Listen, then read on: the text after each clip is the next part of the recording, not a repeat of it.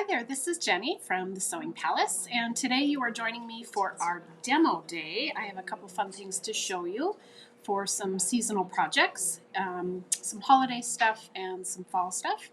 And also I wanted to share with you, we have some fun events. Our October calendar is really full. As you can see, we have garment classes, sit and sew classes, serger classes, a wallet, let's see, software classes, embroidery classes. We have a really good one called Embroidery Workshop that is a progressive class. We have Learn to Quilt, a witch's workshop. We've got all kinds of fun stuff going on in October. But we do have an upcoming event with national educator Connie Fanders, and she has worked for Bernina a long time, and now she has started freelancing, and she is doing a embroidery workshop. Really, it's a quilting workshop, and it is perfectly quilted blocks and borders. And the session dates are either Sunday, October 8th from 9 to 1 or 2 to 6, or Monday, the next day, 9 to 1 or 2 to 6. So there's a couple sessions to choose from. And the class is really learning how to quilt your own quilts with your domestic sewing machine. So you can see how to quilt all your quilts using your domestic machine, what kind of embroidery designs to use, how to line up for quilting, how to get perfectly laid out blocks and borders. This is that quilt in progress, how to get each design to line up properly. So if you really want to perfect your quilting, do your blocks and your borders and learn how to do all of that and use the comfort of your own machine, then this is a class that I would suggest taking. Again, it's called Perfectly Quilted Blocks and Borders. And we are providing the machines for the class, so you don't need to bring anything. And again, it's either Sunday, October 8th, and there's 2 sessions to choose from there, or it's Monday, October 9th, and there's 2 sessions to choose from there. So we'd love for you to join Connie and our Perfectly Quilted Blocks and Borders class coming up in a couple of weeks. This will be a fun event. We also have another event coming. If you don't have this bag, you can purchase this bag. But on the 5th Saturday, that was it's this Saturday, sorry, September 30th. On the 5th Saturday, if you own this bag, you get a discount at quilt shops around Montana. So all the quilt shops in Helena have this going on, and then also in Three Forks, Be Lazy Quilting, Deer Lodge, quite a few quilt shops are participating. So on the 5th Saturday, you get a good discount. Bring in your bag for the Big Sky Stash Dash. It's kind of like a shop hop. So wanted to let you know that's coming up this weekend. Well, let's get started. I wanted to share with you a couple of the projects that are located behind me. So I have a couple simple projects for the holidays. This is one that Kathy Kipping made, and it's a table topper. And these quilt blocks look quite complex, but they're actually a pre-printed panel. And so there are 4 across, and then it's just half square triangles, and it makes this really cute table topper. And then it also makes in this kit, you also get the winter runner. So the I can't say that word, pre-printed panel has the words winter, and then it has those quilt blocks, and then you just add to the quilt blocks. I'm going to take the kit apart because it's always fun to see the panel. Let me hold it up for you.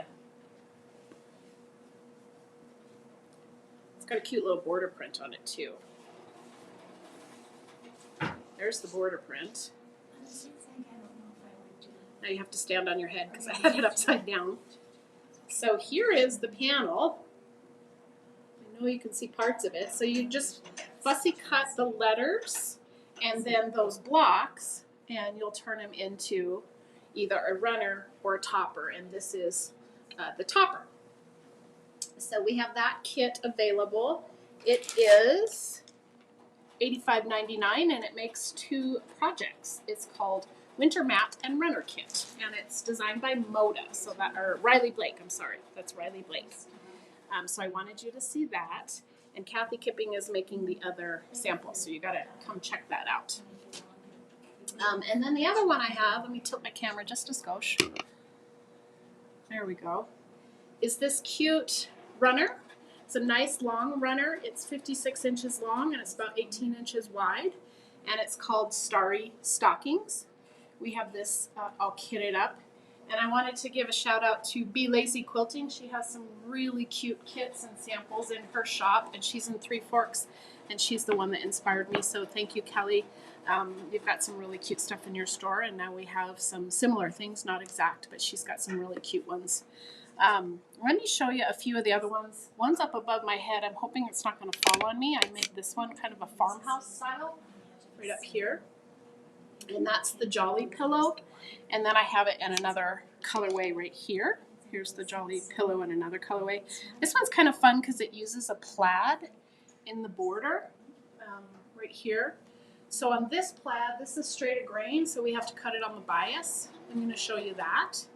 And then on the other plaid, the other colorway that I have right here, this was just easy to cut right off the bolt and no bias cut on that. So two colorways there.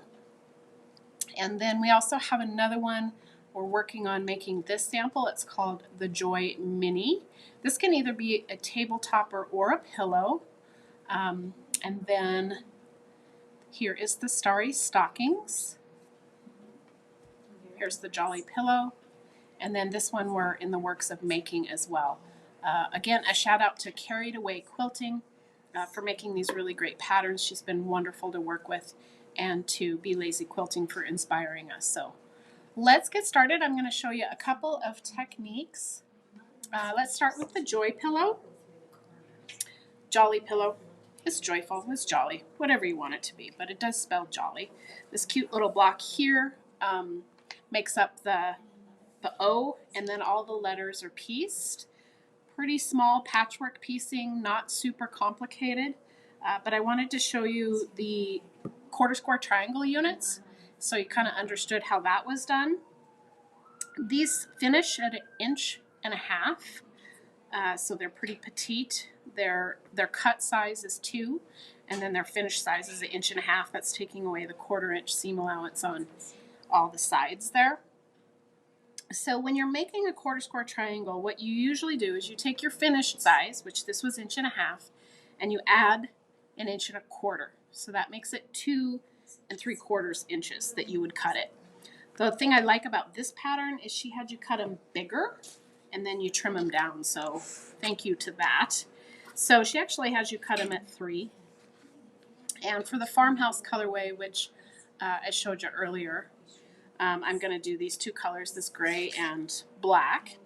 And you'll lay them right sides together, and then you'll mark them from point to point. And these are a new friction pen, kind of a new style. They glide on really easily, and then you can see your ink really easily, your erasers here, or you can iron it away. We have in tons of colors, so I picked these two colors today. But you'll mark it from point to point. And one thing that you want to keep relatively straight is you need to sew on each side of this line, and you want that line to intersect each point. So there's a couple ways to kind of help with that process. Let me see if I can get the glare to go away for you. That's a little better. I do have a 45-degree line on this ruler. It's right here. And if I lay that 45-degree line along the edge of my fabric and then slide the ruler until it intersects that point, it should intersect the other point.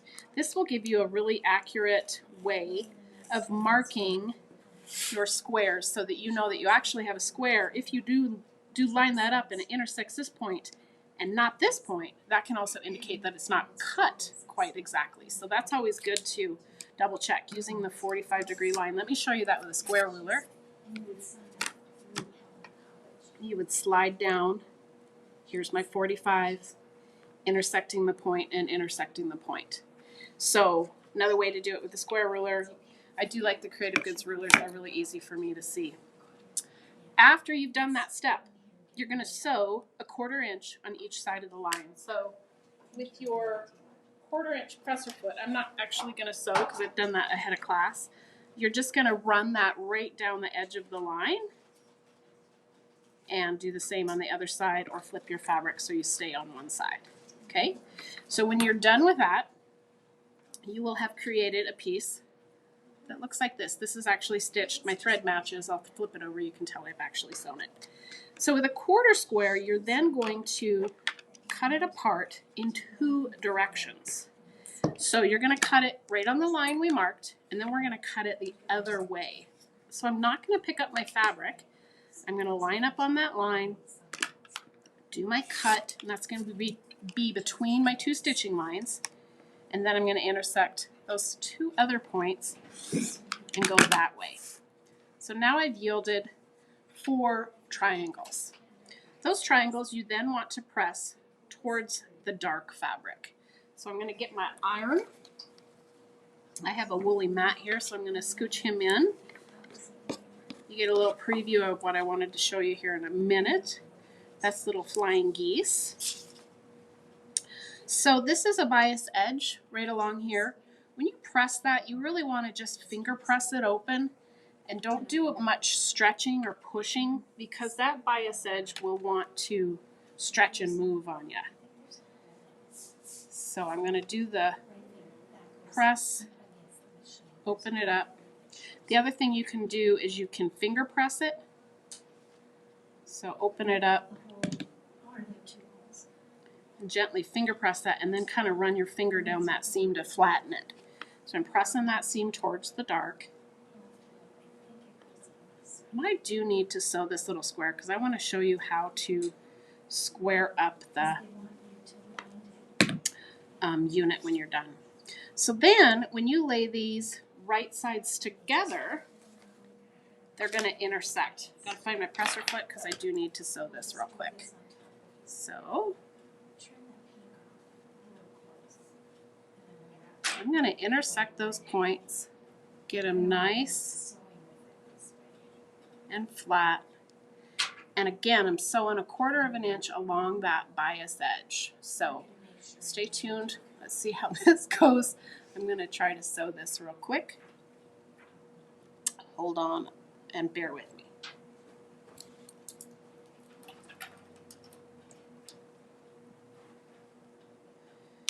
So I'm over here and I'm sewing my 1/4 inch seam.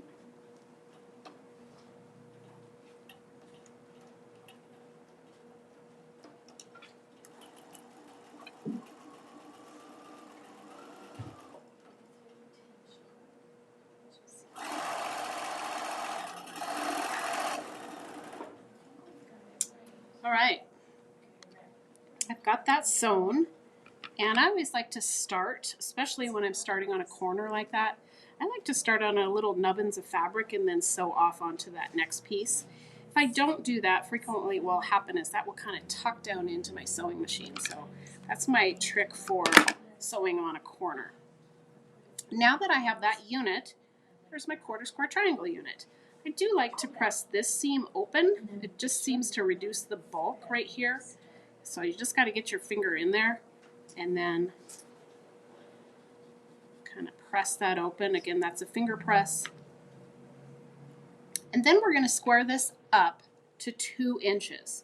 So preferably I'd like to have a square ruler, a square ruler that has the diagonal line. So what I'm going to use is my Creative Grids square ruler today. This is a 9.5, but I'll show you how I line up on that. So let's move him over.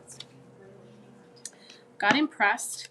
And with 1/4 squares, this is a common occurrence. You can end up having not quite straight edges. Like if I line up on a line over here, you can see I have a little bit of a parallelogram. It's not quite straight.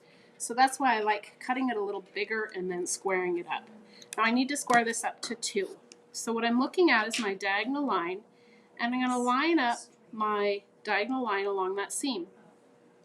1/2 of 2 inches is, let's see if I can get the glow off. I'm sorry, I didn't realize the glow was there. Let's go this way. All right, perfect. Again, I'm on that diagonal line, and then I'm going to slide so that my halfway point, which is 1 inch, is intersecting right into that point. So my 1 by 1 is intersecting in the point, and then I am looking at that diagonal line. And then the other thing I'm going to check is when I get that lined up, when I eventually cut on the 2-inch mark over here, is it actually going to measure down to 2 inches? You can kind of see that right here. So I'm looking at that diagonal line this way and that way. I'm only going to cut the top and the right-hand side. And then I'm going to pivot my square and do the same thing. Now that I have that straight edge, my 2-inch line should line up along the edge on the left and on the right, on the bottom. My 2 is going to go here and here. I'm checking that diagonal line right here. So all of those checks to make sure when you're squaring up your quarter square triangle unit, you actually have a unit that measures the correct amount. So there I have a 2 by 2 unfinished quarter square triangle unit that's pretty darn flat and pretty darn good. When I go to start putting them together, I just want you to see how this grows up. You first have a series of quarter squares, and I had a dark in the center. All the measurements for this are in the pattern. And you make this cute little, my quarter square that I would eventually make would go here out of my other piece, okay? So there's that, and then next, this is gonna go on top. Then after you've done that, you're gonna do a series of strips, and those strips go to the side, and then you'll add another strip. So at this point, I have already spelled O-L-L. So I've already got most of it started. I need the J, and then I need the others. So I want to show you the J. So let's move these aside. Here's the J. So you get a strip, and you're going to do a technique that is called flip and sew. And when you do flip and sew, again, you're going to mark. So you'll lay a little triangle in the corner, or a little square in the corner. You're going to use your friction pen, and you're going to mark again diagonally from point to point. Now this stitching needs to be right on the point so that when you sew it and flip it over, it still lines up with that outside edge. And I have found that I press this before I trim the excess away. And let's sew that real quick so you can watch me sew again. So I'm going to go over here and I'm going to sew my little piece.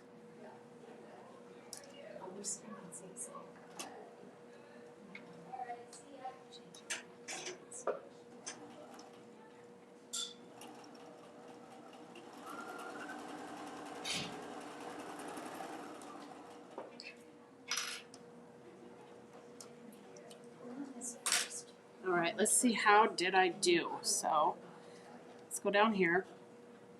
Here's my piece I just sewed.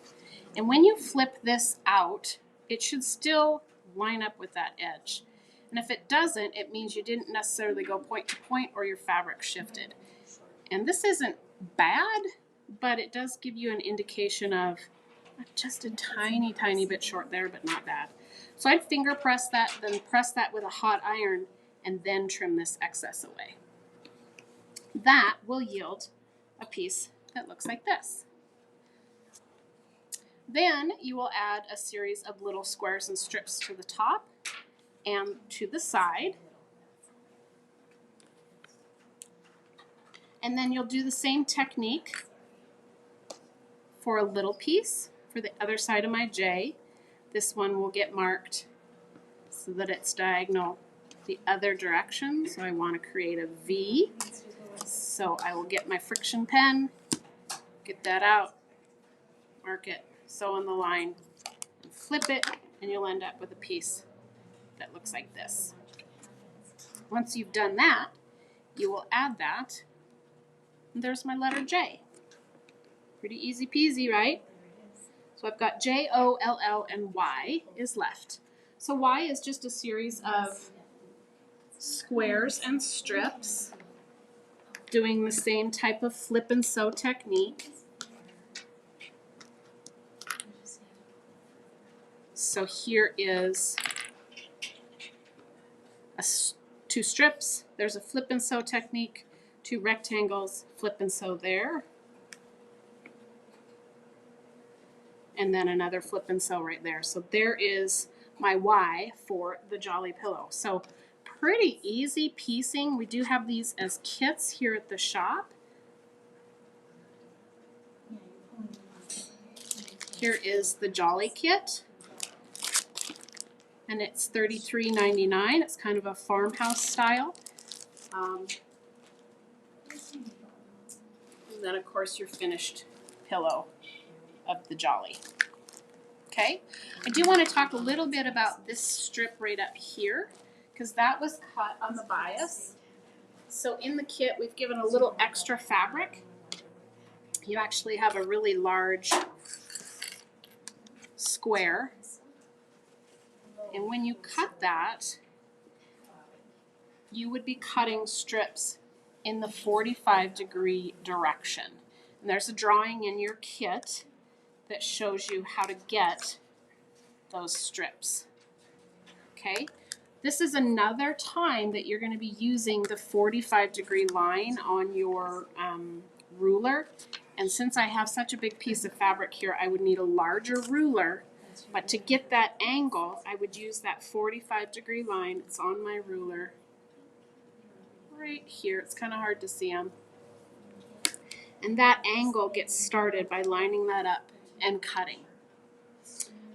You can also then join the strips together, which plaids are a little harder to join, so you can see my join part there, if you want additional length. I pieced these out of my scraps, and it's harder to see my join, but I have a join right here. So then you would have strips for the top and the bottom out of basically your fat quarter. It's about 20 by 20 is this piece of fabric. But bias is a nice way to get different shapes and angles, kind of a candy cane shape. So that is the Joy Pillow. Again, I want to show you the other colorway. This is a collection from Moda. It's called Sweetwater. And here is the other colorway.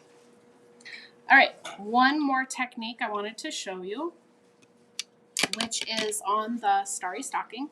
So I'm going to shift over here. Okay, so right here on this Starry Stocking, we have these cute little stars in the center, and they have what's called flying geese units, and they're on the outside there. So I'm going to show you kind of a traditional way of making flying geese units. My Starry Stocking floated away. All right, let's go back to this camera. And the way that you do flying geese units traditionally is you will start with a rectangle and a square that's half the size. So this rectangle finishes at 2 by 1, so it's 2.5 by 1.5.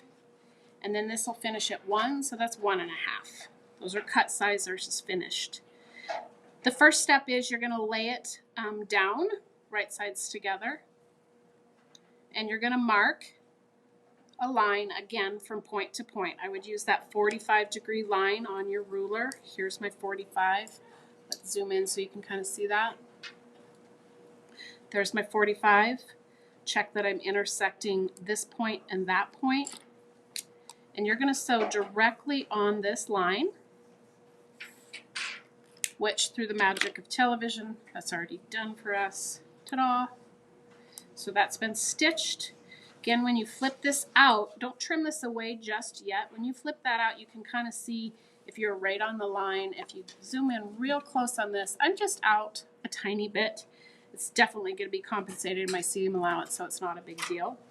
So you're going to flip that out, press it, then trim it away. Then after you've done that, you'll do the same thing to the other side.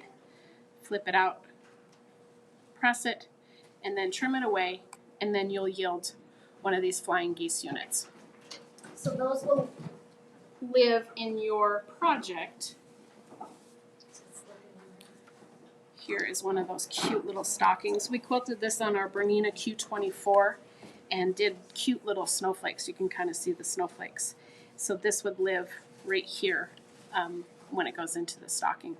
Again, this is a series of flip and sew, flying geese, very basic piecing for this cute little starry stocking.